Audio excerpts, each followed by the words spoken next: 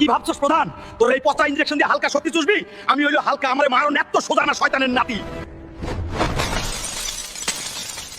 কে আমারে জাগাইলি?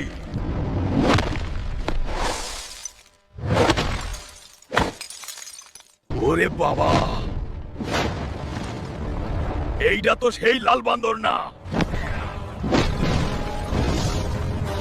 এইটা তো দানব হইয়া গেছে। আজকা তোরে আমি খাইছি।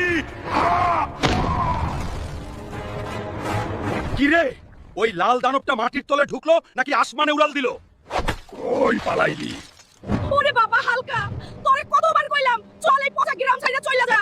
ওরা খুব ক্ষমতাধর বাবা। দেখ আজকে আমারে কি দশা করলো। আমারে বাচ্চা বাবা। মামা!